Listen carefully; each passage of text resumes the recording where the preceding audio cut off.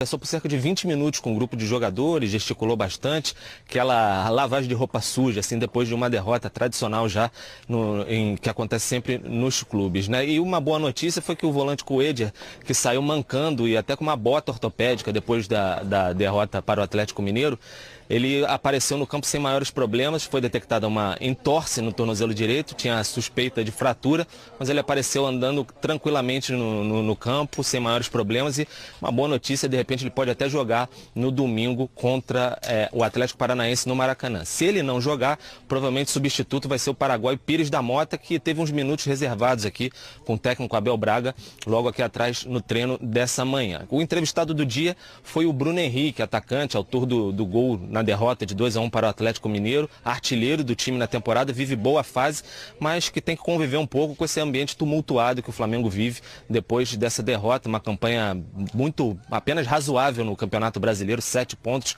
6 atrás do líder Palmeiras, e o Bruno Henrique falou um pouco sobre esse ambiente que o Flamengo vive. Ontem muros pichados na Gávea, no Ninho do Urubu, e hoje uma promessa de protesto aqui na porta do CT às 2 da tarde. Vamos ouvir o que o Bruno Henrique falou um pouco sobre esses protestos, esse ambiente do Flamengo. Acho que isso acontece em qualquer lugar, né? O torcedor quer sempre ver seu time vencer, quer sempre ver seu time bem, né? Eu costumo dizer que em 365 dias no ano, ninguém passou 365 dias no ano bem, né? E eu vejo aqui no clube que a gente sempre dá o nosso melhor, né? A gente sempre entra para vencer todos os jogos, sabendo que hoje em dia o futebol está muito pareio e dificuldades tem em todos os lugares, não só aqui no Flamengo, em outros clubes também tem dificuldade, tem a pressão, então eu acho isso normal e a gente está super feliz com o trabalho de cada um que vem desempenhando. A gente continuar nessa batida, consertar os erros e onde estamos acertando, melhorar cada dia.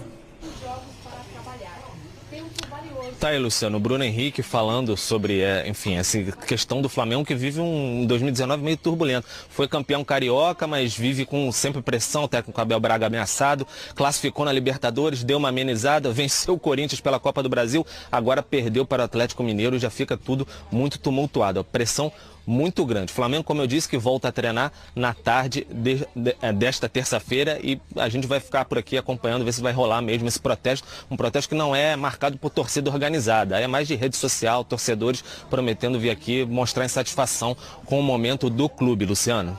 Certo. O Pedro Henrique Torre, só um minutinho que tem perguntinha aqui da galera do ESPN. Bom dia. Mário Marra.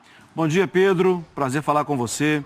Pedro, até para eu entender um pouco melhor essa situação. Claro que tem um choque de expectativa, que o Flamengo poderia mais, deveria mais, a pontuação.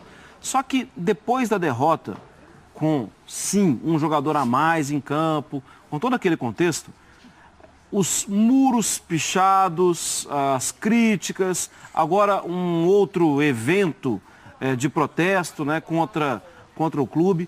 Como está o momento político? Porque eu te pergunto isso porque o atual grupo entrou tem pouquíssimo tempo. Está respingando no grupo político que está agora no poder, ou é muito mais localizado com Abel e resultados? Apareceu o nome do BAP, né? Pichado nesses dias. Como é que está esse momento político do Flamengo?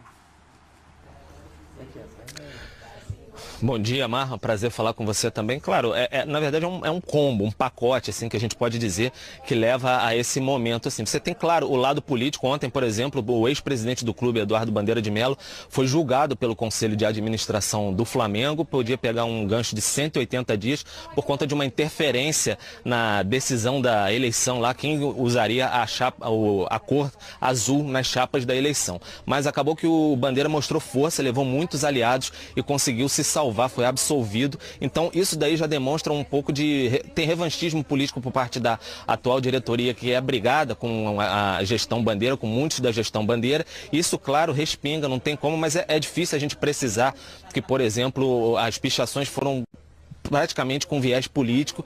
Claro, você citou, tem o nome do BAP, mas o BAP já é conhecido pelos torcedores desde a primeira passagem. Ele que brigou com o Bandeira de Melo, saiu porque ele interferia bastante no departamento de futebol, o Bandeira não admitia muito isso, então ficou esse clima meio rachado desde então. Agora o BAP no poder, a torcida o conhece e é possível que, enfim, tenha protestado contra isso, porque ele, por exemplo, é apontado e é um fato realmente que ele defende arduamente a permanência do Abel Braga. Foi ele o responsável por trazer o Abel Braga para o Flamengo, mesmo com alguma rejeição de torcida e tudo mais. Ele é um homem forte, ele tem muita influência. Ele é o braço direito do presidente Rodolfo Landim, anda sempre com o Landim, por exemplo, na posse do Rogério Caboclo, na CBF, ele estava ao lado do Landim. Então ele é o vice de relações externas, está sempre fazendo esse contato nos bastidores. Mas, assim, dentro de campo, claro, há o problema de que o Flamengo não consegue ter um bom desempenho. A questão não é nem só resultado, né?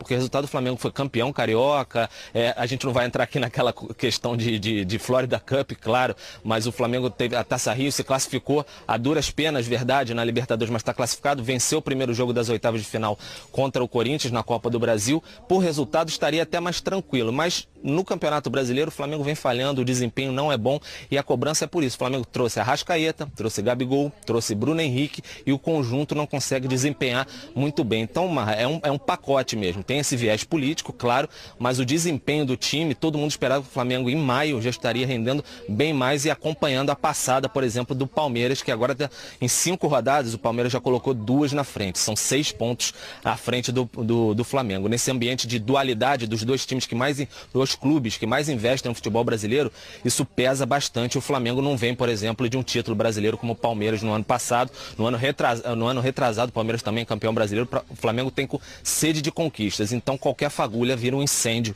aqui no Ninho do Urubu. Marra. Tá certo, Pedro.